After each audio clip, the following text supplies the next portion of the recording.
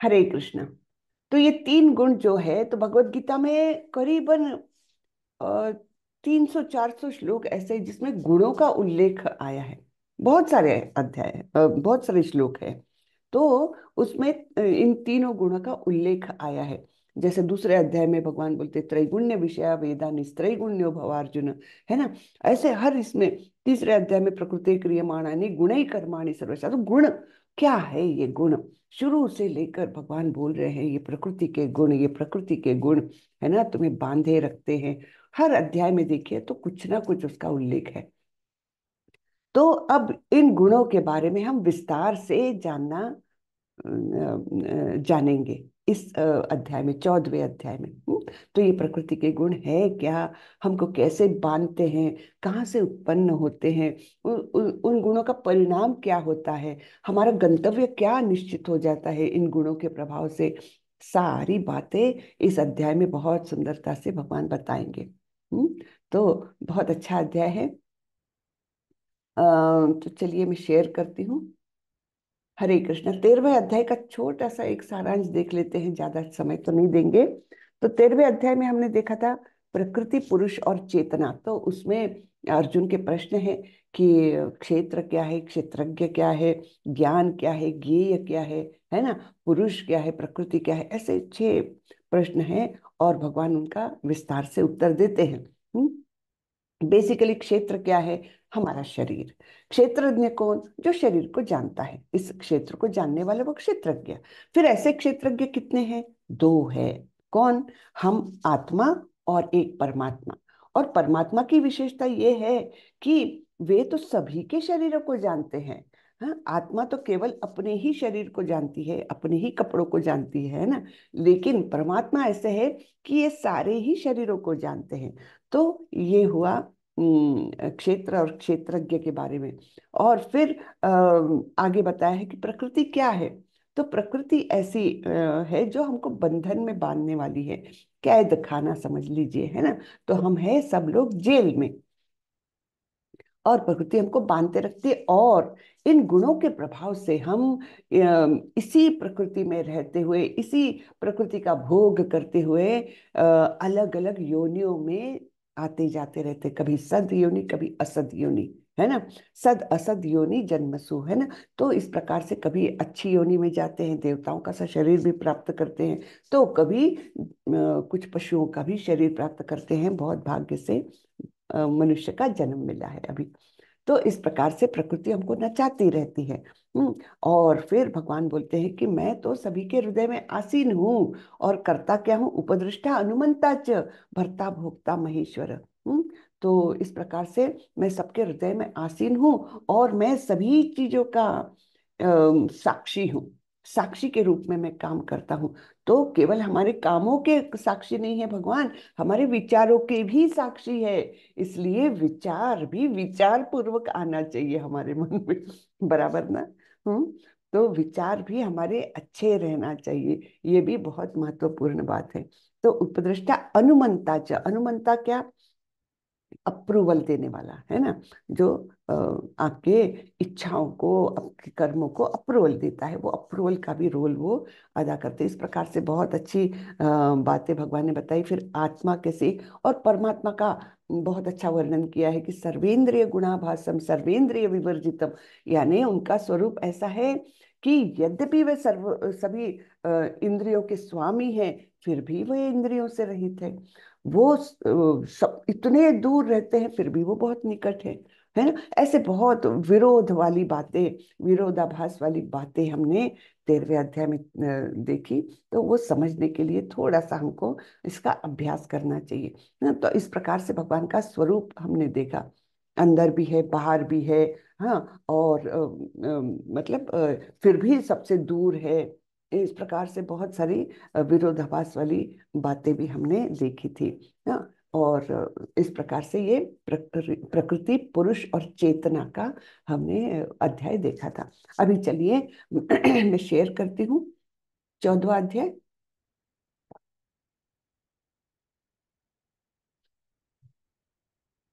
हरे कृष्णा।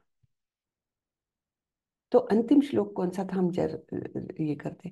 क्षेत्र क्षेत्रज्ञयोरेवम् अंतरम ज्ञान चक्षुषा भूत प्रकृति मोक्षम च ये विदुर्यान्ति ते परम।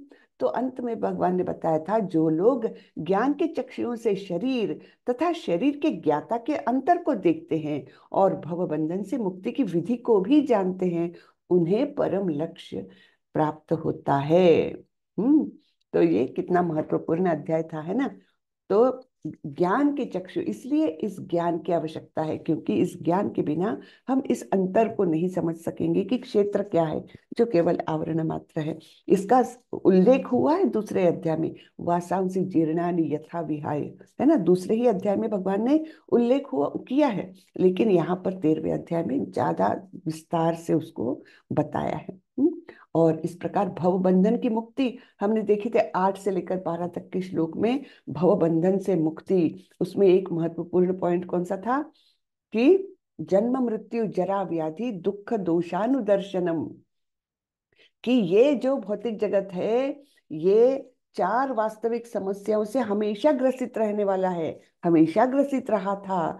तो कौन सी 4 समस्या है? जन्म मृत्यु जरा और व्याधि। तो ये दुख दुख देने वाला ही जगत है, इसकी कम से कम अनुभूति रहे हमको, है ना। नहीं तो हम तो समझते हैं मैं तो बहुत ही खुश हूँ, मैं तो बहुत ही सुखी हूँ, मेरा परिवार अच्छा है, मुझे अच्छे से धन प्राप्ति है और सब कुछ है मेरे पास, तो मैं क्यों दुखी रहूं। अरे भैया, ये जगह ही दुखालय है, दुखालयम अशाश्वतम। तो इसमें सुख कहाँ से आएगा? ये जो सुख हम सोचते हैं, जो भौतिक प्राप्ति से हम सुख सोचते हैं, वो बहुत ही टेम्पररी है, थोड़े समय के लिए मिलता है, कभी ना कभी उसका हरण होता ही है। तो इस बात की अनुभूति, दुख दोषा अनुदर्शनम, ये भी एक मुक्ति के मार्ग का मार्ग की विधि है। और दूसरा क्या है कि अपने पुत्र दार गृहादिषु, इससे ममत्व का उच्छेदन, है ना। इससे ममत्व को त्यागना, विरक्ति रखना, ये भी एक मुक्ति की विधि में है। बाकी तो हमने बहुत अच्छे से, मतलब बाकी सब पॉइंट्स तो आप पढ़ सकते हैं, लेकिन ये 2 चीजें हमने बहुत ध्यान में रखनी चाहिए। मुक्ति की विधि में ये महत्वपूर्ण पॉइंट्स है, ठीक है। तो ये भवबंधन से मुक्ति की विधि को जो जानते हैं, उन्हें परम लक्ष्य प्राप्त होता है। तो ये अंत हुआ था 13वें अध्याय का। अभी हम 14वां अध्याय शुरू करेंगे। चलिए मैं मंगलाचरण कर लेती हूँ।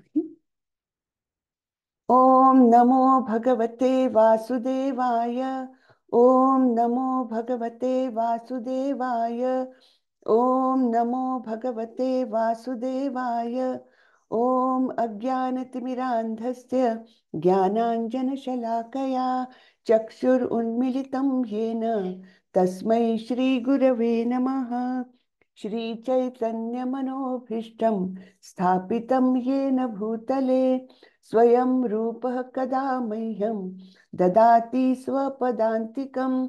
वन्देऽहं श्रीगुरो श्रीयुतपदकमलं श्रीगुरुन् वैष्णवांश्च श्रीरूपं साग्रजातं सहगण रघुनाथान्वितं तं सजीवं साद्वैतं सावधूतं परिजनसहितं कृष्णचैतन्यदेवं श्रीराधाकृष्णपादान् सहगण ललिता श्रीविशाखान्वितांश्च। हे कृष्ण करुणा सिंधु दीनबंधु जगतपते गोपेश गोपिका कांत श्री राधा कांत नमोस्तुते। तप्त कांचन गौरांगी राधे वृंदावनेश्वरी वृषभानुसुते देवी प्रणमामि हरिप्रिये। नमो विष्णुपदाय कृष्णपृष्ठाय भूतले श्रीमते भक्तिवेदांत स्वामी इति नामिने। नमस्ते सरस्वती देवी गौरवाणी प्रचारिणे निर्विशेषाय शून्यवादी पाश्चात्य देशतारिणी।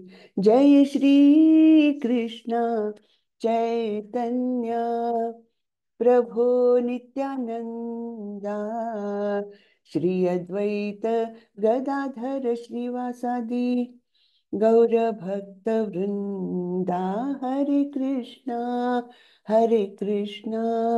कृष्णा कृष्णा हरे हरे हरे राम राम राम हरे हरे हरे कृष्णा कृष्णा कृष्णा हरे हरे हरे राम राम राम हरे हरे। हरे कृष्णा सभी को। हरे कृष्णा। तो आज का अध्याय है हरे 14वां कृष्ण। और इसका नाम है प्रकृति के 3 गुण। तो श्री भगवान उवाच परम भूयः प्रवक्ष्यामि ज्ञानानां ज्ञानम् उत्तमं यज्ञात्वा मुनयः सर्वे परां सिद्धिमितो गतः। भगवान ने कहा, अब मैं तुमसे समस्त ज्ञानों में सर्वश्रेष्ठ इस परम ज्ञान को पुनः कहूंगा, जिसे जान लेने पर समस्त मुनियों ने परम सिद्धि प्राप्त की है। तो अब और एक अलग प्रकार का ज्ञान भगवान देने जा रहे हैं। और वो कैसा ज्ञान है? जो सर्वश्रेष्ठ है, समस्त ज्ञानों में सर्वश्रेष्ठ है। हाँ, तो जिसको जान लेने पर बहुत सारे मुनियों ने परम सिद्धि की प्राप्ति की है। तो ऐसा ये कौन सा ज्ञान है, ये हम देखते हैं। तो थोड़ा सा तात्पर्य पढ़ लेते हैं। श्रीला प्रभुपाद की जय। श्रीला प्रभुपाद की कृपा से ही हमको ये सब ज्ञान, जो शुद्ध ज्ञान है यथा रूप, वो हमको यहाँ पर प्राप्त होता है ना। तो हमने बड़े भाग्य से हम इस मार्ग पर आए हैं। बड़े भाग्य से हमको श्रीला प्रभुपाद का, नाम निष्ठदास प्रभु जी का, है ना, इनका मार्गदर्शन मिल रहा है।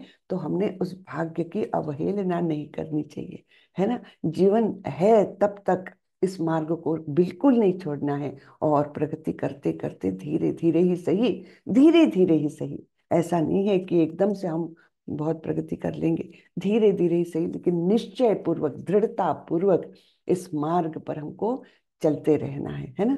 तो निश्चित रूप से हम भी कुछ तो निकट पहुंचेंगे भगवान के, है ना। तो चलिए, तात्पर्य में श्रीला प्रभुपाद कहते हैं, 7वें अध्याय से लेकर 12वें अध्याय तक श्री कृष्ण परम सत्य भगवान के विषय में विस्तार से बताते हैं, है ना। यानी क्या बताते हैं? 7 से लेकर 12 तक भक्ति के बारे में।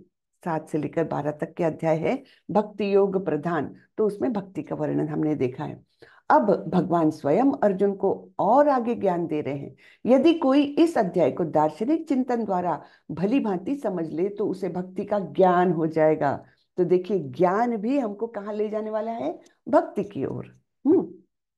13वें अध्याय में यह स्पष्ट बताया जा चुका है कि विनय पूर्वक ज्ञान का विकास करते हुए भव बंधन से छूटा जा सकता है। यह भी बताया जा चुका है कि प्रकृति के गुणों की संगति के फलस्वरूप ही जीव इस भौतिक जगत में बद्ध है।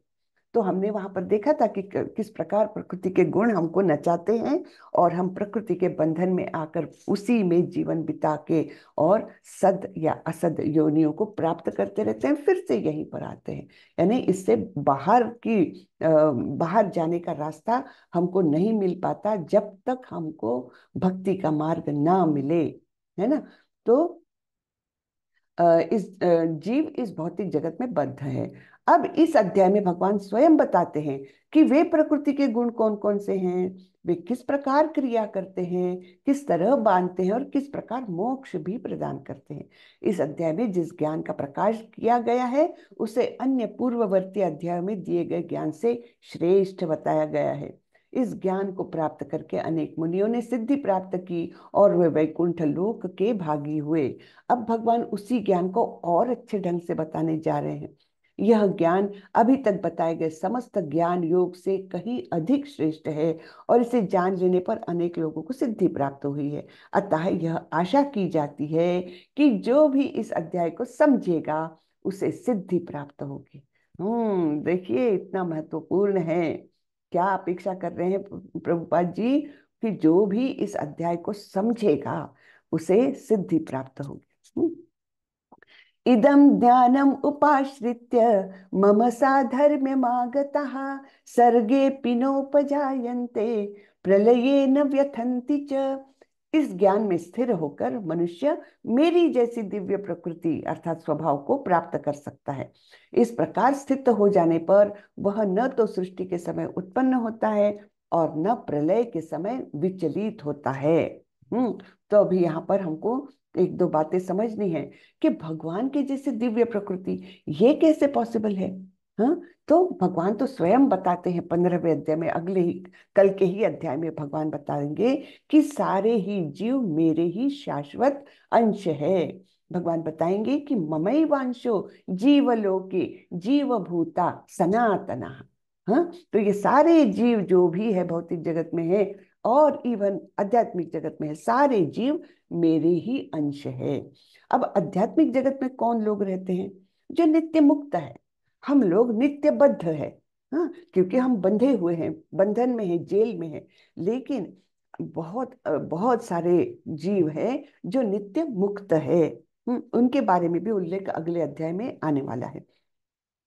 अब मेरे जैसी दिव्य प्रकृति क्यों? क्योंकि हम उनके अंश हैं। तो हम में सारे जो गुण हैं वो वास्तविक भगवान के ही हैं। तो गुणात्मक दृष्टि से हम और भगवान एक जैसे हैं। बिल्कुल वैसे ही जैसे समुद्र का पानी अगर हमने एक चम्मच लिया तो वो चम्मच भर का पानी भी गुणात्मक रूप से सागर के पानी के जैसा ही है। उसमें भी सॉल्ट कंटेंट्स का रेशियो वही होगा जो सागर के पानी में है, बराबर ना। लेकिन मात्रा एकदम भिन्न भिन्न है। चम्मच का पानी छोटा सा है, 5 ml, 8 ml, 10 ml होगा।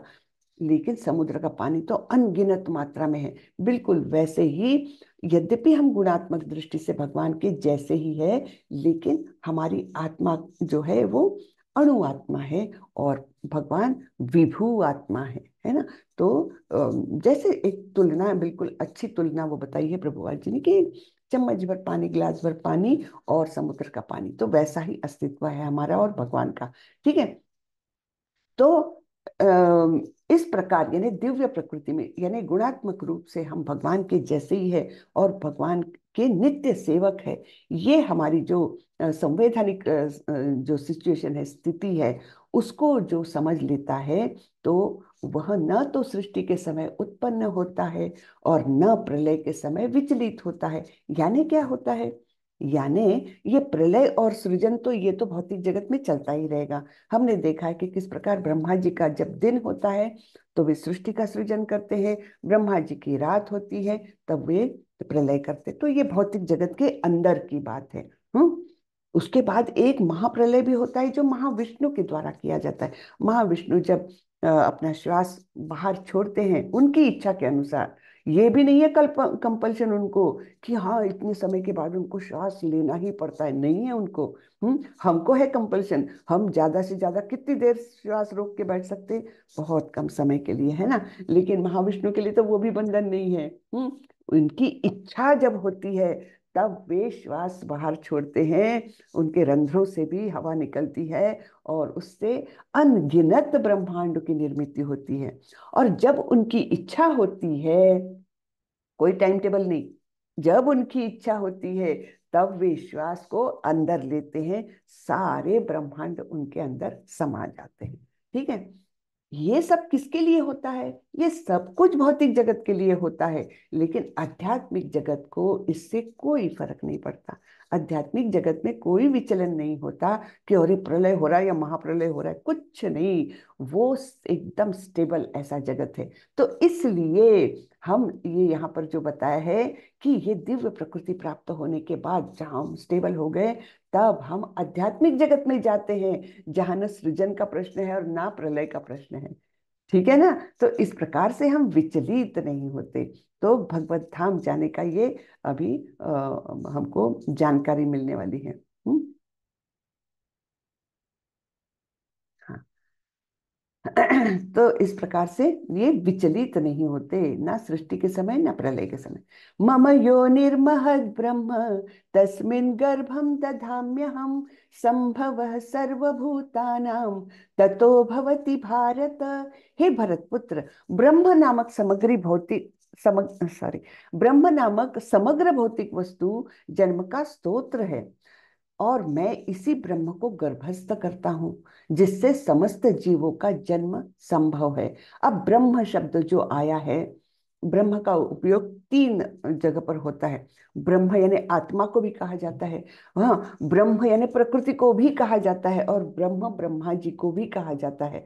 हाँ, कभी कभी ब्रह्म ज्योति को भी केवल ब्रह्म कहा जाता है। तो इस प्रकार से ये अलग अलग जगह पर ये शब्द इस्तेमाल होता है। यहाँ पर ब्रह्म का अर्थ है भौतिक प्रकृति। तो भौतिक प्रकृति को भगवान गर्भस्थ करते हैं। महाविष्णु जो है वो प्रकृति पर एक दृष्टिक्षेप डालते हैं, और उनको इस प्रकार से गर्भस्थ करके फिर जीवों का जन्म संभव होता है। तो अहम बीज प्रदप पिता, ऐसे भगवान यहाँ पर बोलते हैं। कौन से अध्याय में, मैं भूल गई, मुझे लगता है पहले हो चुका है ना। अहम बीज प्रदप पिता यानी सभी जीवों के बीज देने वाले पिता जो है वो भगवान है महाविष्णु के रूप में। महाविष्णु यानी उनका एक एक्सपेंशन है, विस्तार है। तो इस प्रकार से दृष्टिक्षेप डाल के, अब दृष्टिक्षेप डाल के कैसे संभव है, हम देखते हैं ब्रह्म संहिता में भी इसका वर्णन है कि भगवान के लिए कोई मर्यादा नहीं है। भगवान का ऐसा नहीं कि हाथों से केवल वो कुछ उठा सकते हैं, केवल आंखों से देख सकते हैं, केवल कानों से सुन सकते हैं, ऐसी मर्यादाएं भगवान के इंद्रियों में नहीं है। हमारी इंद्रिय जो है वो मर्यादित कार्य क्षेत्र में काम करती है, बराबर है ना। हम केवल आंखों से देख सकते, कान से देख नहीं सकते, हम केवल कानों से सुन सकते, हम हाथों से सुन नहीं सकते, है ना। लेकिन भगवान की इंद्रियां ऐसी है, अंगानी यस्य सकलेन्द्रिय वृत्ति मंती पश्यन्ति पान्ति कलयन्ति चिरंजगन्ति आनंद चिन्मय सदुज्वल विग्रहस्य गोविंदम आदि पुरुषम तमहम भजामि। तो ये ब्रह्म संहिता में ब्रह्मा जी स्तुति कर रहे हैं उनकी। तो उससे हमको पता चलता है कि भगवान की इंद्रियों के लिए कोई मर्यादा नहीं, वो कोई भी इंद्रिय से कोई भी काम कर सकते हैं। तो इस प्रकार वे प्रकृति पर केवल अपनी दृष्टि डालते हैं और उसको गर्भस्थ करते हैं। तो इस प्रकार सारे जीवों का जन्म संभव होता है। सर्वयोनिषु कौन्तेय मूर्तयः सम्भवन्ति यः तासां ब्रह्म महद् योनिर् अहम बीज प्रदः पिता। हे कुंती पुत्र, तुम यह समझ लो कि समस्त प्रकार की जीव योनियां इस भौतिक प्रकृति में जन्म द्वारा संभव है, और मैं उनका बीज प्रदाता पिता हूँ। तो इसका हमने पहले ही चर्चा कर ली इसकी, कि सभी जीव योनियां, ऐसे नहीं कि कुत्ता बिल्ली अलग पैदा होते हैं या पेड़ पौधे अलग है, नहीं, सब प्रकार की जीव योनियां ये भौतिक प्रकृति में जन्म लेती है, और उनके बीज प्रदाता पिता है भगवान स्वयं। और इसीलिए ये जब ज्ञान होता है हमको, देखिए कि सारे ही जीव भगवान के अंश है, सारे ही जीव भगवान से ही उत्पन्न है, तो फिर भेद कैसा, है ना। फिर तुम और मैं भिन्न कैसे, हमारे अंदर जो परमात्मा है वो तो एक ही है। तो इस प्रकार से हम सारे ही जीवों से मैत्री भाव रखने लगते हैं, है ना। तो इसलिए जो भी भक्ति में आता है, जिसको ये ज्ञान हो चुका है, वो कभी किसी को शत्रु नहीं मानता। शत्रु च मित्र च, है ना। तो समभाव रख सकता है, तो ये ज्ञान के माध्यम से, बराबर है ना। फिर अब गुणों के बारे में भगवान बताने जा रहे हैं। सत्वं रजस्तम इति गुणाः प्रकृति संभवः निबद्धन्ति महाबाहो देहे देहिनमव्ययम्। भौतिक प्रकृति तीन गुणों से युक्त है, ये है सतो रजो तथा तमोगुण।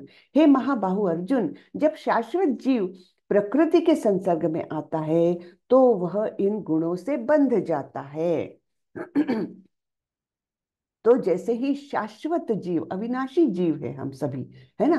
तो ये जब प्रकृति के संसर्ग में आता है, जब इस भौतिक जगत में प्रवेश करता है प्रकृति के माध्यम से, तब प्रकृति हमको बांध देती है। जैसे एक जेलर कैदी को जेल में बंद कर देता है, बिल्कुल वैसे ही।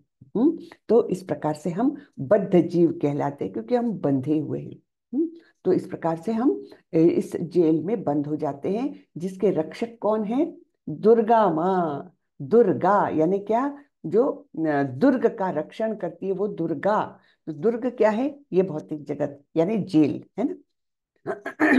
तत्र सत्वं निर्मलत्वात् प्रकाशकमनामयं सुख संगेन बध्नाति ज्ञान संगेन चानघ।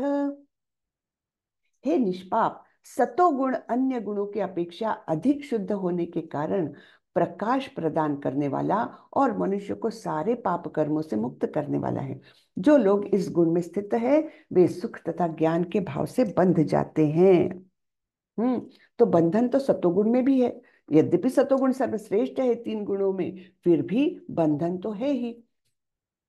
लेकिन अधिक शुद्ध होने के कारण वो क्या करता है, प्रकाश देता है, ज्ञान का प्रकाश। हाँ। अब ये ज्ञान का प्रकाश जरूरी नहीं कि ये आध्यात्मिक ज्ञान हो, ये तो भौतिक ज्ञान भी रहता है। और जनरली जो भौतिक ज्ञानी जो रहते हैं, बड़े बड़े फिलोसोफर्स कहिए या लेखक कहिए या साइंटिस्ट कहिए, डॉक्टर्स कहिए ना, जो अपने क्षेत्र में उच्च स्थान पर है, ज्ञान प्राप्त करके, भौतिक ज्ञान प्राप्त करके, वो इस सब गुण से जकड़े रहते हैं। क्यों? क्योंकि वो समझते हैं कि मैं इन सामान्य लोगों से श्रेष्ठ हूँ, क्योंकि मैं ज्ञानी हूँ, है ना।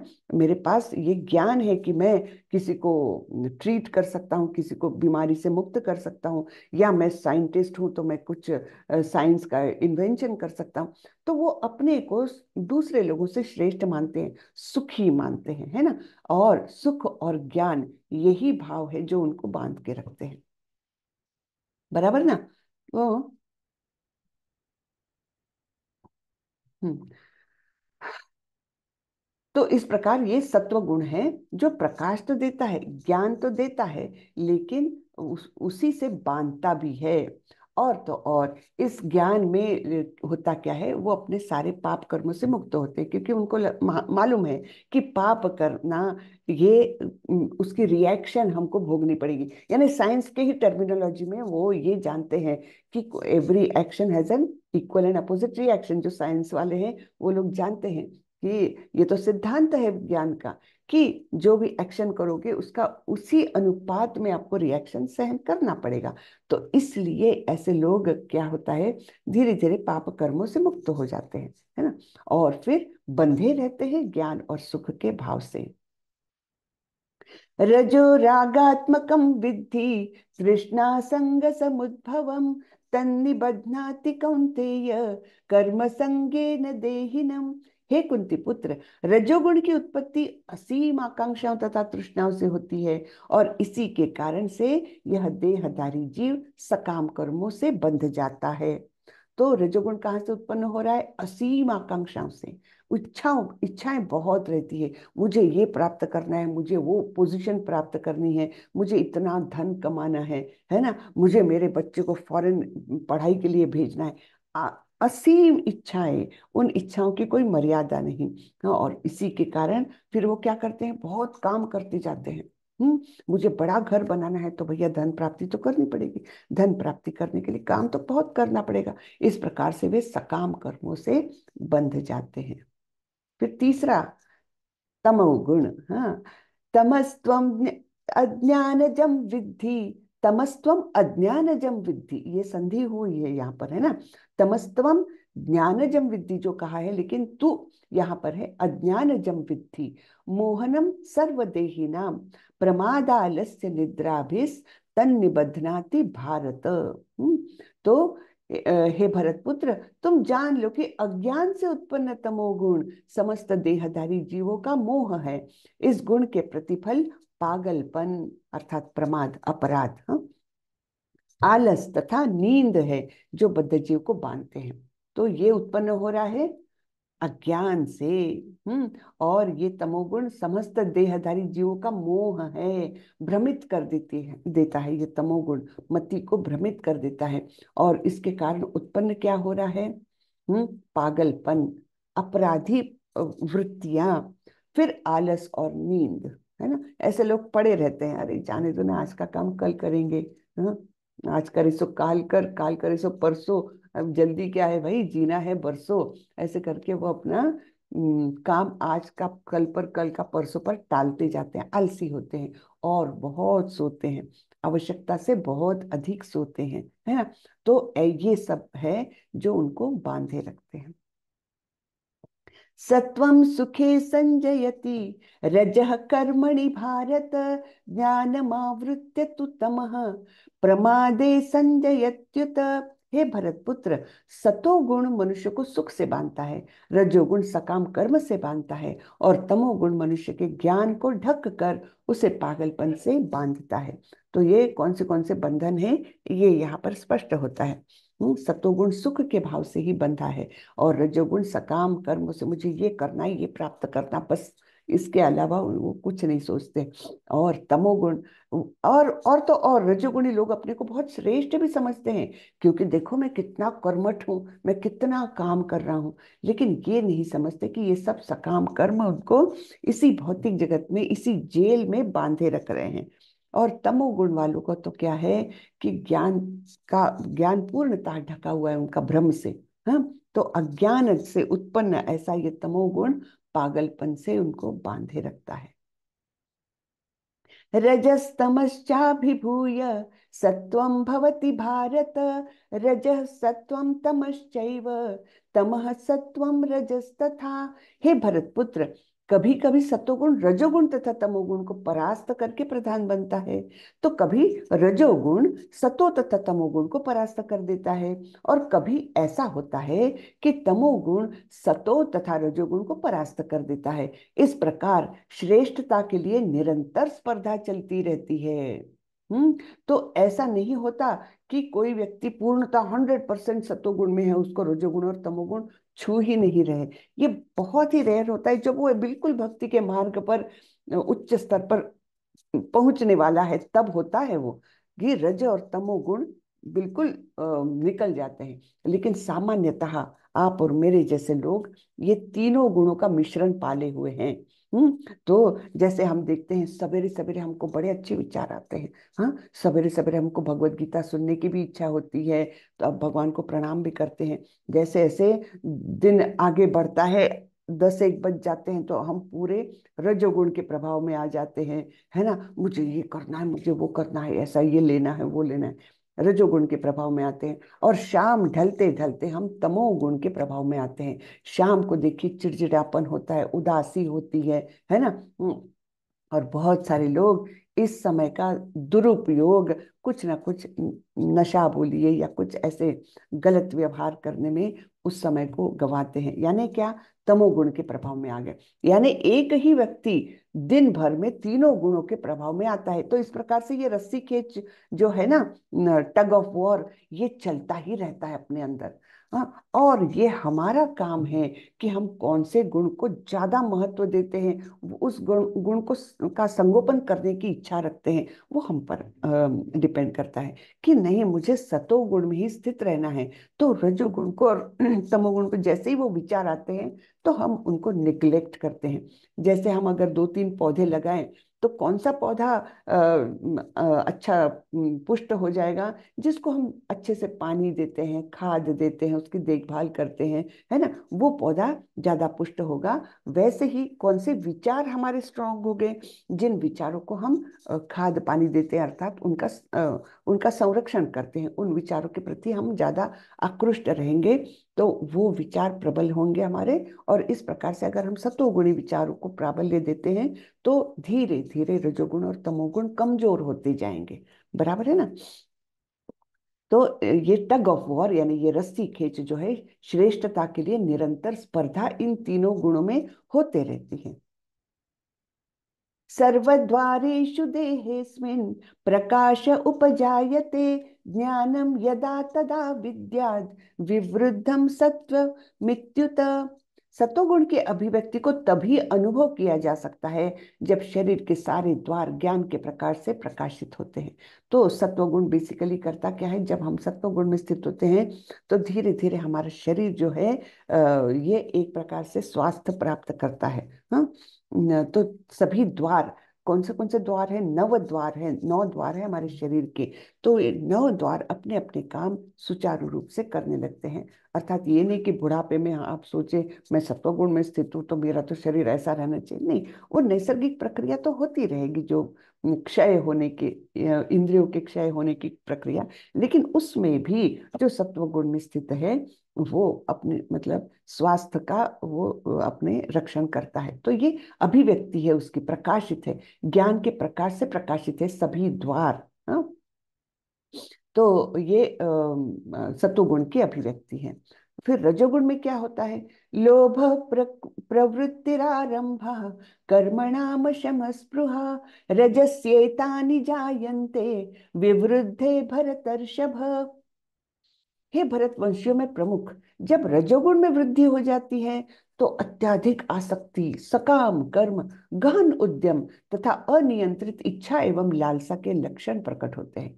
यानी अनियंत्रित इच्छा एवं लालसा, कोई नियंत्रण ही नहीं है। आज 4 कपड़े खरीदे हैं लेकिन फिर से दुकान के सामने से जा रहे हैं तो अच्छे कपड़े लटके हुए देखे, अरे यार ये वाला लेना था मैंने, चलो ये भी ले लेते हैं। हाँ, तो ये इच्छाएं जो है अनियंत्रित होती है, कभी तृप्ति लगती ही नहीं है कि इतने अलमारी भर के कपड़े हैं लेकिन और चाहिए। तो ये संपूर्णतः रजोगुण में है।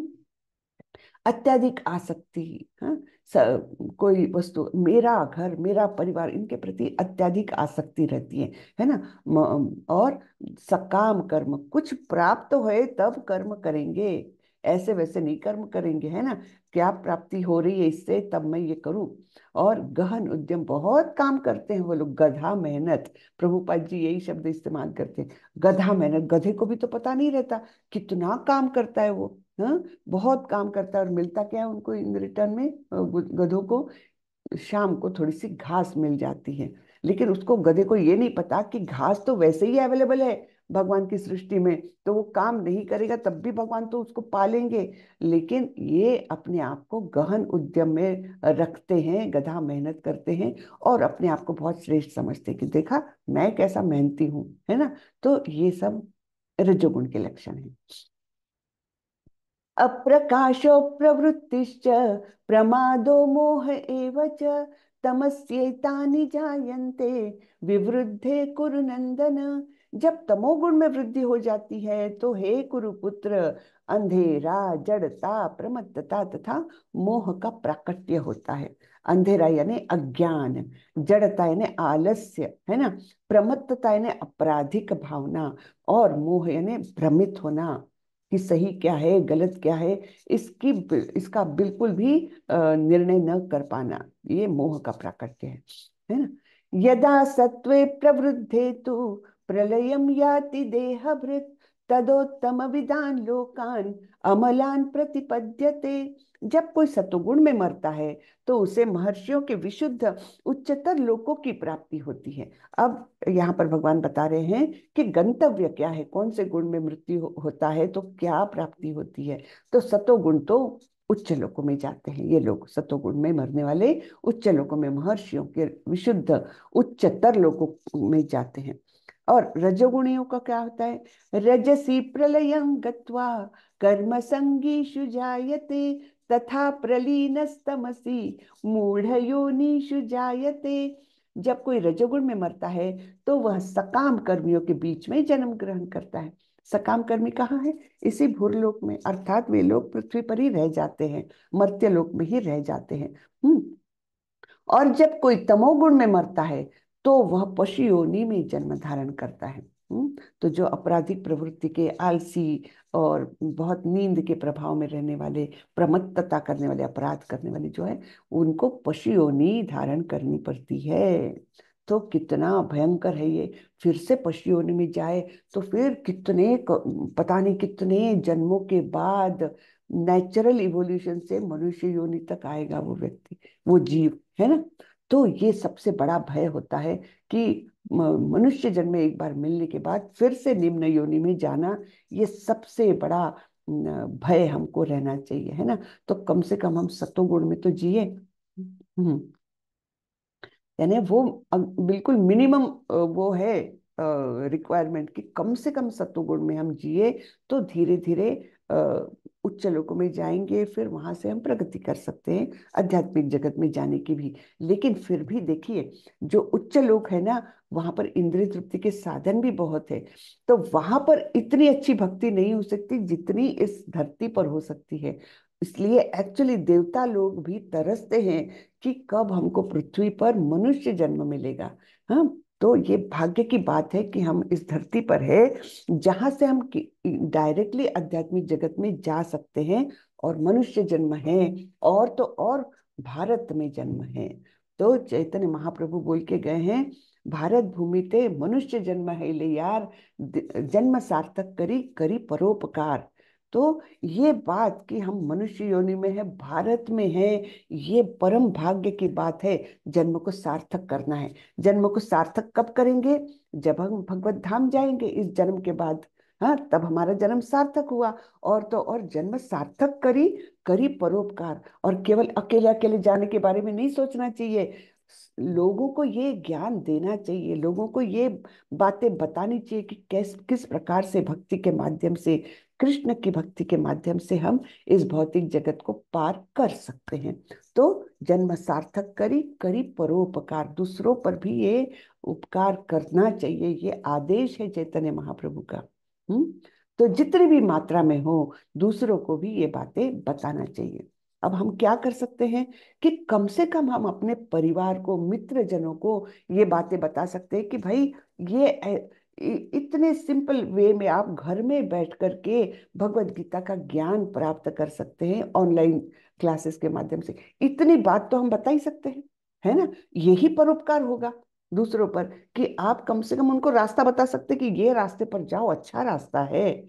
जैसे कभी कभी हम जाते हैं, पहले जीपीएस नहीं था तो क्या होता था, हमको कहीं जाना है तो रास्ता पता नहीं होता, तो सड़क के किनारे कोई मिल गया तो भैया ये रास्ता इस गांव को जाता है क्या? हाँ बोल दिया, नहीं बोल दिया, या बोल देंगे कि ये रास्ता तो जाता है लेकिन ये ज्यादा अच्छा रास्ता है, तो हम उस रास्ते को अपनाते थे। बस उतना काम तो हम कर ही सकते हैं ना, कि अपने परिवार को, अपने मित्र जनों को कम से कम ये बता सकते ये रास्ता बहुत अच्छा है कृष्ण भक्ति का, सुसुखम कर्तुम अव्ययम, है ना? बहुत सुखपूर्वक संपन्न हो सकता है। और तो और नाम निष्ठादास प्रभु जी की कृपा से घर में बैठकर अपनी सुविधा के समय पर, अपनी सुविधा के भाषा में हम ये सब प्राप्त कर सकते हैं। तो इस लाइन में लगो इतना तो हम कर ही सकते हैं, है ना?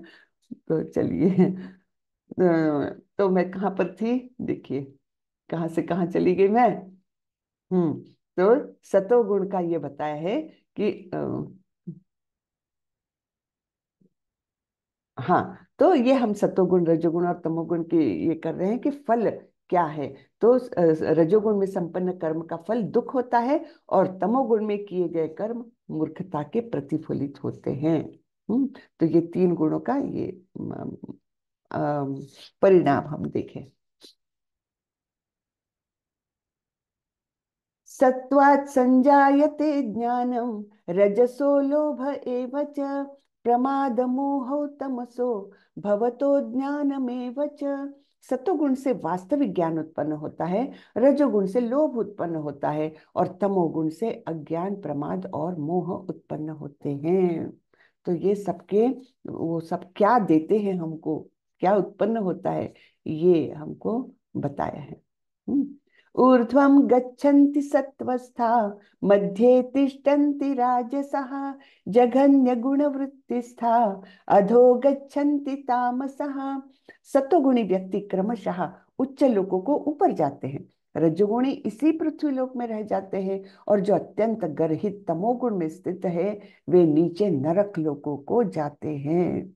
तो इस प्रकार ये गंतव्य है कि सत्व गुण में स्थित रहोगे तो उच्च ग्रह की ओर जाओगे, रजोगुण में यहीं रह जाओगे, और तमोगुण में तो और निम्न योनियों में जाओगे, नरक लोकों की ओर जाओगे।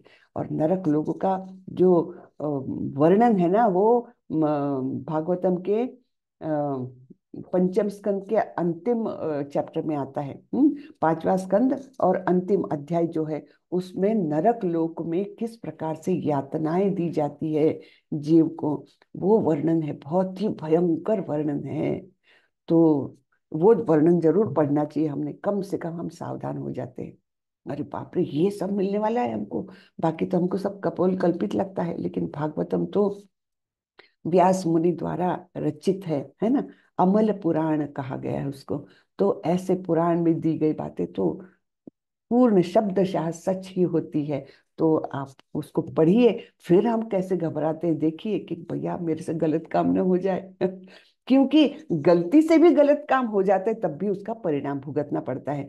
ये आपका आपको पता नहीं है, ये कोई एक्सक्यूज ही नहीं है कहीं भी। तो इसलिए हमको गलती से भी गलत काम की ओर हम ना जाए, नहीं तो वो होगा। इसलिए वो पढ़ना जरूरी है। पांचवे स्कंद का अंतिम अध्याय है। बाप रे, क्या भयंकर है, और वो सच में होता है। तो देख लीजिए, नरक लोगों को तो नहीं जाना है किसी भी हालत में। तमोगुणी प्रभुपाद जी लिखते हैं, तमोगुणी तथा रजोगुणी लोगों के लिए सतोगुणी बनने का सुअवसर है, और यह कृष्ण भावनामृत विधि से मिलता है। लेकिन जो इस सुअवसर का लाभ नहीं उठाता, वह निम्नतर गुणों में बना रहेगा। ठीक है। तो हमको ऊपर उठना है, सत्व गुण में पूर्णतः स्थित होना है, कम से कम। शुद्ध सत्व तो बाद में मिलेगा। तो इसलिए मनुष्य जन्म को क्या कहा गया है? लॉन्चिंग पैड है ये। लॉन्चिंग पैड, जैसे कोई रॉकेट के लिए लॉन्चिंग पैड रहता है ना, तो उस पैड पर हम स्थित हो गए हैं मनुष्य जन्म में। अब आप उससे लॉन्च करो, आध्यात्मिक जगत में जाने के लिए अपने आप को लॉन्च करो, या वहीं पर फिसड्डी हो जाओ, या फिर ऐसा कुछ एक्सीडेंट हो जाए कि और भी नुकसान हो जाए, है ना, कि आजू बाजू में जो लोग खड़े हैं उनका भी नुकसान हो जाए। तो ये तीनों पॉसिबिलिटी से लॉन्चिंग पैड पर है, उसका अच्छा उपयोग करना है हमको। बराबर ना? नान्यम गुणेभ्यः कर्तारं यदा द्रष्टानुपश्यति, गुणेभ्यश्च परम वेत्ति मद्भावम सोऽधिगच्छति। जब कोई यह अच्छी तरह जान लेता है कि समस्त कार्यों में प्रकृति के तीनों गुणों के अतिरिक्त अन्य कोई कर्ता नहीं है, और जब वह परमेश्वर को जान लेता है जो इन तीनों गुणों से परे हैं, तो वह मेरे दिव्य स्वभाव को प्राप्त करेगा। तो ये जो हम कार्य करते हैं ना, तो ये एक्चुअली करने वाले सब है, ये हमारे गुण है। हाँ। तो इस प्रकार से जब हम कर्ता और कोई नहीं है, गुण है, प्रकृति ने हमको बांध के रखा है। अच्छा भी कार्य कर रहे हैं तो एक्चुअली हम बंधन में ही हैं फिर भी, है ना। तो इस प्रकार से जब हम जानते हैं और जब परमेश्वर को जान लेते हैं जो इन तीनों गुणों से ऊपर है, वो इन तीनों गुणों के बंधन में नहीं है, वो गुणातीत है। हाँ। और वो गुणों को बनाने वाले भी है, गुणों के नियंत्रक भी है। हम गुणों के नियंत्रण में हैं। तो ये भिन्नता है ना। तो इस प्रकार से जब हम जानते हैं कि भगवान का अस्तित्व इन गुणों के अंदर नहीं, बाहर है, तब हम वहां जाने का प्रयास करेंगे, है ना। तो इस प्रकार से हम उनके स्वभाव को प्राप्त कर लेंगे। गुणानेतान तित्यम त्रिन देहि देह समुद्भवान जन्म मृत्यु जरा दुःखैर विमुक्तो मृतमश्नुते। जब देहधारी जीव भौतिक शरीर से संबंध इन तीनों गुणों को लांघने में समर्थ होता है, तो वह जन्म मृत्यु बुढ़ापा तथा उनके कष्टों से मुक्त हो सकता है, और इसी जीवन में अमृत का भोग कर सकता है। इसी जीवन में अमृत का भोग कर सकते हैं। कौन? तो जब हम गुणातीत हो जाते हैं, तब गुणों को लांघ जाते हैं, यानी क्या? गुणातीत हो जाते हैं। जब हम गुणातीत हो गए, तब ये सारे जो क्लेश है अपने आप हम उनसे मुक्त हो जाते हैं। इसी जीवन में। अर्जुन उवाच कैर्लिङ्गैस्त्रीन् गुणान्नेतान् अतीतो भवति प्रभो, किमाचारः कथं चैतांस् स्त्रीन् गुणान् अतिवर्तते। अर्जुन ने पूछा, हे भगवान, जो इन तीनों गुणों से परे हैं, वह किन लक्षणों के द्वारा जाना जाता है, उसका आचरण कैसा होता है, और वह प्रकृति के गुणों को किस प्रकार लांघता है? हाँ? तो ऐसा ही एक प्रश्न अर्जुन ने दूसरे अध्याय में भी पूछा था कि ये स्थित प्रज्ञ क्या है। जो आप स्थित प्रज्ञ की बातें बता रहे हैं, स्थित देहि किम प्रभाषेत किमांसित व्रजेत किम, है ना, कैसा बोलता है, कैसे चलता है, व्यवहार कैसा करता है। तो वो स्थित प्रज्ञ के लक्षण हमने दूसरे ही अध्याय में देखे थे। अब गुणातीत व्यक्ति के बारे में अर्जुन पूछ रहे हैं, जो गुणों से अतीत हो गया, वो कैसा उसका व्यवहार रहता है, और किस प्रकार वह लांघता है, उसके लक्षण क्या है, ये अर्जुन का प्रश्न है।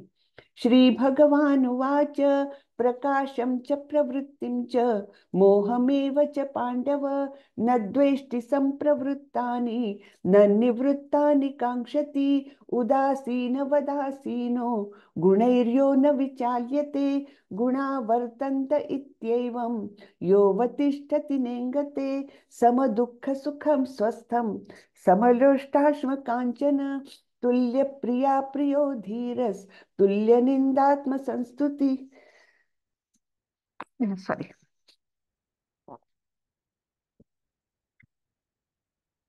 सॉरी। तो इस प्रकार से ये गुणातीत के, हाँ और आगे भी है। मानापमानयोस्तुल्य स्तुल्यो मित्रारिपक्षयोः सर्वारंभ परित्यागी गुणातीत स उच्यते। तो ये 22 से लेकर 25 तक के जो श्लोक है, इसमें जो गुणातीत हो चुके हैं व्यक्ति, उनके लक्षण क्या है, उनके व्यवहार क्या है ना, और किस प्रकार उन्होंने इन गुणों को पार कर गए, वो इसके बारे में भगवान जानकारी दे रहे हैं। तो भगवान ने कहा, हे पांडुपुत्र, जो प्रकाश, आसक्ति तथा मोह के उपस्थित होने पर न तो उनसे घृणा करता है और न लुप्त हो जाने पर उनकी इच्छा करता है। अब प्रकाश, आसक्ति और मोह क्या है भाई? हाँ, प्रकाश जो सतोगुण में प्राप्त होता है, बराबर है ना? तो सतोगुणी विचार। आसक्ति क्या है? रजोगुण का गुण है ये तो ना, रजोगुण में होता है आसक्ति। और मोह तमोगुण। तो अपने अंदर तो ये तीनों गुणों की रस्सी खेच चलती रहती है। तो ये गुणातीत व्यक्ति क्या है? कोई भी गुण का प्राबल्य हो उस समय, ना तो उससे घृणा कर रहा है और ना लुप्त हो गया। अच्छा कोई विचार आया, सतोगुणी विचार आया और वो लुप्त हो गया, तो लुप्त हो जाने पर उनकी इच्छा करता है, कुछ भी नहीं। यानी गुणों के प्रभाव को वो निर्विकार दृष्टि से देखता है। यानी अपना अस्तित्व आत्मा का है और ये सारे विकार जो है ये मन में उत्पन्न हो रहे हैं, मन मुझसे भिन्न है। ये यहाँ तक की लेवल है यहाँ की, है ना? तो अपने आप को केवल आत्मा समझना ही नहीं, बल्कि और केवल शरीर से विलग होना ही नहीं, जो हमारा सूक्ष्म शरीर है, मन बुद्धि अहंकार, है ना, उसमें प्रकट होने वाले ये सारे विचार या ये सारे प्रभाव, इनसे भी वो अलगाव बनाता है। तो बहुत बड़ी बात है ना? जो भौतिक गुणों की इन समस्त प्रतिक्रियाओं से निश्चल तथा अविचलित रहता है। हाँ? तो कोई भी गुण का प्रभाव उस समय उसके मन पर लगता हो, लेकिन वो अविचलित रहता है, अर्थात उसका मन उसके पूर्णतः वश में है और मन को प्रभावित करने वाले इन गुणों के प्रति वो उदासीन है, अविचलित है। और यह जान करके केवल गुण ही क्रियाशील है, उदासीन तथा दिव्य बना रहता है, जो अपने आप में स्थित है और सुख तथा दुख को एक समान मानता है। सुख दुखे समे कृत्वा, सुख आए चाहे दुख आए, वो विचलित नहीं होता। जो मिट्टी के ढेले, पत्थर एवं स्वर्ण के टुकड़े को समान दृष्टि से देखता है, ये कैसे हो सकता है? तो उसके मन में ये पूर्णतः उसने आत्मसात किया है, आश्वस्त है कि सब कुछ जो कुछ है वो सब भगवान का ही निर्माण किया हुआ है और भगवान ही उसके स्वामी भी है ना? अहम सर्वस्य प्रभवो मत्तः सर्वम प्रवर्तते। भगवान ने तो 10वें अध्याय में बता ही दिया है कि सब कुछ जो कुछ है, चाहे वो भौतिक जगत में हो चाहे आध्यात्मिक जगत में हो, वो सब कुछ मुझी से उद्भूत है। और जो कुछ भगवान से उद्भूत है, उसके मालिक कौन हुए? भगवान हुए। ईशावास्यम इदम सर्वम, है ना? तो जो कुछ है वो भगवान का ही स्वामित्व है। अब जब भगवान का स्वामित्व है, तो उस उनके संसार में चाहे कोई भी पदार्थ हो, चाहे वो मिट्टी का ढेला हो, पत्थर हो या सोना हो, हमारे लिए तो एक जैसा ही होना चाहिए, क्योंकि हम तो स्वामी है ही नहीं, है ना? हम पड़ोसी के घर में जाते हैं, उसके घर में कोई महंगा सामान है, कोई सस्ता सामान है, हमको क्या फर्क पड़ता है? हमारा तो है ही नहीं, है ना? तो बिल्कुल उसी तरह से वो सब चीजों को समान दृष्टि से देखता है, जो अनुकूल तथा प्रतिकूल के प्रति समान बना रहता है, जो धीर है और प्रशंसा तथा बुराई, मान तथा अपमान में समान भाव से रहता है, जो शत्रु तथा मित्र के साथ समान व्यवहार करता है, और जिसने सारे भौतिक कार्यों का परित्याग कर दिया है, ऐसे व्यक्ति को प्रकृति के गुणों से अतीत कहते हैं। बहुत सुंदर है ये, है ना। तो ये समझने वाली बात है कि भौतिक कार्यों का परित्याग कर दिया यानी क्या? यानी क्या वो निठल्ला बैठा रहता है, कुछ भी नहीं करता? ऐसा नहीं है। लेकिन उसके कार्य जो है वो भौतिक नहीं रहते, अर्थात उसके कार्य जो है वो दिव्य हो जाते हैं। यानी क्या? यानी उसके सारे कार्य जो है वो भगवान के लिए, भगवान को समर्पण की वृत्ति से उसके हो जाते हैं। तब वो भौतिक कार्य नहीं कर रहा है, सारे ही कार्य उसके दिव्य हो जाते हैं, और इस प्रकार से उसको प्रकृति के गुणों से अतीत कहा जाता है। प्रकृति के गुणों को लांघ गया, अर्थात उसका प्रवेश कहाँ हुआ? कृपया म्यूट रखे, कृपया म्यूट रखे। हाँ, ठीक है। तो इस प्रकार से जब गुणों को लांघ गया तो उसने कहाँ प्रवेश किया? आध्यात्मिक जगत में प्रवेश कर लिया। गुणातीत होना या नहीं, इस भौतिक जगत का त्याग करके आध्यात्मिक जगत में प्रवेश करना। ठीक है। माम च यो व्यभिचारेण भक्ति योगेन सेवते सगुणान समतीत्येतान ब्रह्म भूयाय कल्पते। जो समस्त परिस्थितियों में अविचलित भाव से पूर्ण भक्ति में प्रवृत्त होता है, वह तुरंत ही प्रकृति के गुणों को लांघ जाता है और इस प्रकार ब्रह्म के स्तर तक पहुंच जाता है। तो इस प्रकार ये भक्ति में है है ना। कब उसके कार्य भौतिक नहीं रहेंगे? जब उसके कार्य भक्तिमय हो जाते हैं। तब इस प्रकार से वो जो पूर्णतः भक्त बन गया है, अविचलित भाव से पूर्ण भक्ति में जो लगा हुआ है, वह इन प्रकृति के गुणों को लांघ जाता है। और जैसे ही लांघ गया तो पहला चरण भगवान भगवत प्राप्ति का कौन सा है? ब्रह्म ज्योति। बराबर ना। ब्रह्म ज्योति, परमात्मा और भगवान, ये तीन स्तर है भगवान को जानने के। तो ब्रह्म ज्योति के स्तर तक पहुंच गया, ब्रह्म के स्तर तक वो तुरंत ही पहुंच गया। ब्रह्मणो हि प्रतिष्ठाहम् अमृतस्याव्ययस्य च शाश्वतस्य च धर्मस्य सुखस्यैकान्तिकस्य च। और मैं ही उस निराकार ब्रह्म का आश्रय हूँ, जो अमर्त्य, अविनाशी तथा शाश्वत है, और चरम सुख का स्वाभाविक पद भी है। हम्म तो ब्रह्म क्या है? भगवान का तेज है। हाँ, शरीर का तेज है ब्रह्म। तो जैसे सूर्य की किरणें, हैं, हमने ये हमेशा इसकी तुलना की है, उपमा यही सबसे अच्छी है कि भगवान का जो ब्रह्म ज्योति है वो जैसे सूर्य की किरणें। तो वो सूर्य की किरणों तक हम पहुंच गए, यानी प्रकाश में आ गए, है ना। यानी क्या? लेकिन वो क्या, उसका अस्तित्व अलग नहीं है, भगवान के ही आश्रय में है। हाँ, तो ये निराकार ब्रह्म भी जो है वो मेरे ही आश्रय में ही है, ऐसे भगवान बताते हैं। और जो अमर्त्य है, अविनाशी, शाश्वत है, और चरम सुख का स्वाभाविक पद है। हम तात्पर्य पढ़ लेते हैं श्रीला प्रभुपाद द्वारा। तात्पर्य। श्रीला प्रभुपाद की जय। ब्रह्म का स्वरूप है अमरता, अविनाशिता, शाश्वतता तथा सुख। ब्रह्म तो दिव्य साक्षात्कार का शुभारंभ है। जैसे सूर्य की किरणें ये सूर्य को जानने का पहला चरण है, वैसे ही ब्रह्म ज्योति भगवान को जानने का पहला स्टेप है, पहला चरण है, शुभारंभ है। परमात्मा इस दिव्य साक्षात्कार की मध्य या द्वितीय अवस्था है, और भगवान परम सत्य के चरम साक्षात्कार, टॉप मोस्ट लेवल है ना। भगवान परम सत्य के चरम साक्षात्कार है। अतएव परमात्मा तथा निराकार ब्रह्म दोनों ही परम पुरुष के भीतर रहते हैं। 7वें अध्याय में बताया जा चुका है कि प्रकृति परमेश्वर की अपरा शक्ति की अभिव्यक्ति है। भगवान इस अपरा प्रकृति में परा प्रकृति को गर्भस्थ करते हैं, और भौतिक प्रकृति के लिए यह आध्यात्मिक स्पर्श है। तो हमारा जो अस्तित्व है आत्मा का, ये क्या है? ये भौतिक प्रकृति को किया गया आध्यात्मिक स्पर्श है, भगवान द्वारा स्पर्श है ये।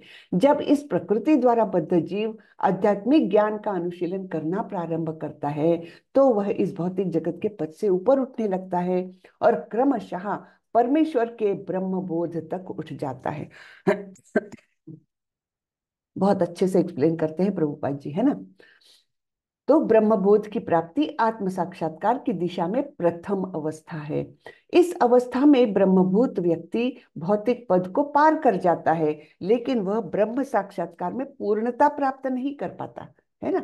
अभी तो बॉर्डर लाइन में है वो, ब्रह्म ज्योति तक ही है, उसके बाद परमात्मा, उसके बाद भगवान, है ना। तो पूर्णता तो नहीं प्राप्त किया है।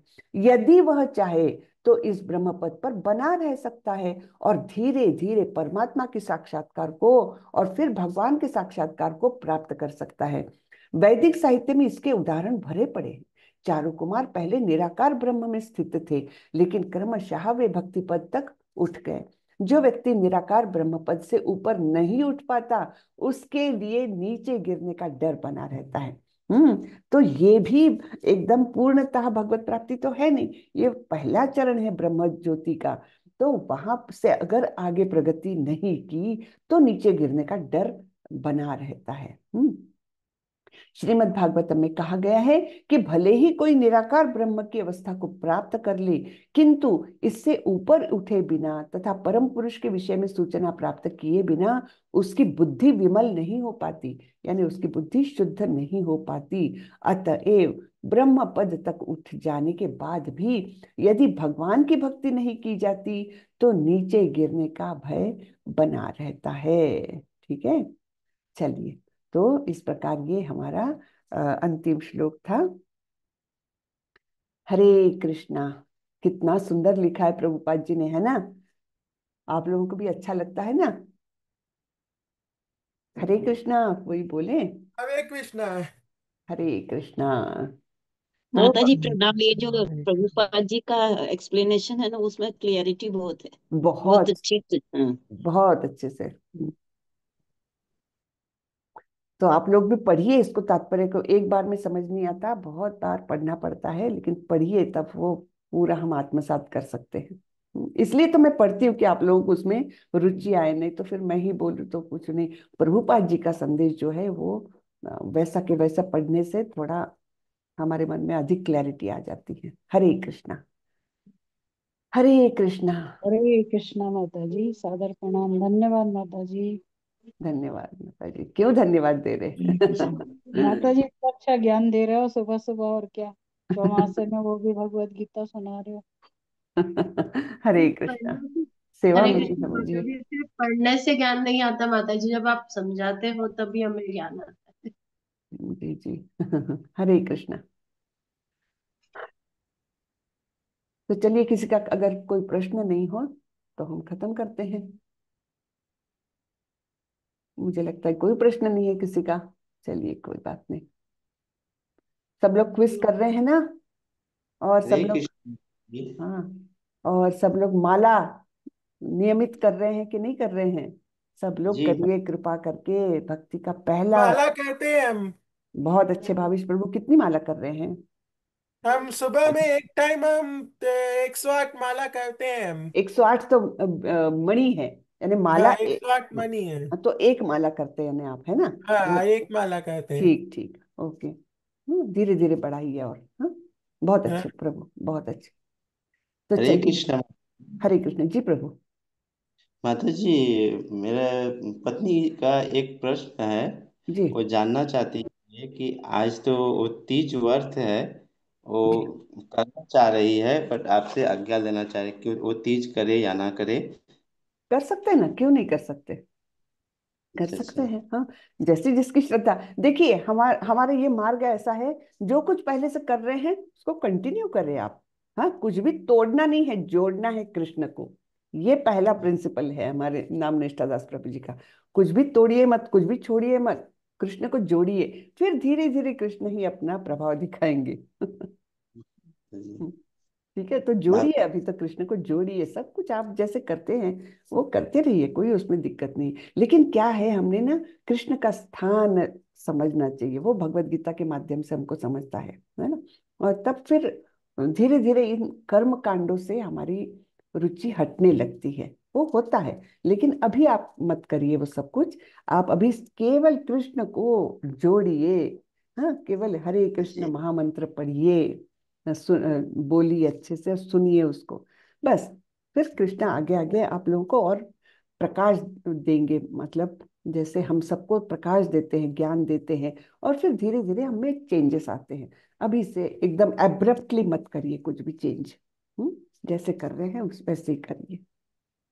ठीक है, चलिए। जी माता जी। वाञ्छाकल्पतरुभ्यश्च कृपा सिन्धुभ्येव च पतितानां पावनेभ्यो वैष्णवेभ्यो नमो नमः। अनंत कोटि वैष्णव वृंद की जय, श्रीला प्रभुपाद की जय। हरे कृष्णा। हरे कृष्ण हरे कृष्ण। हरे हरे कृष्णा। कृष्णा। हरे हरे कृष्णा। कृष्णा माता जी। हरे हरे कृष्णा। कृष्णा। सादर प्रणाम माता जी। हरे कृष्णा।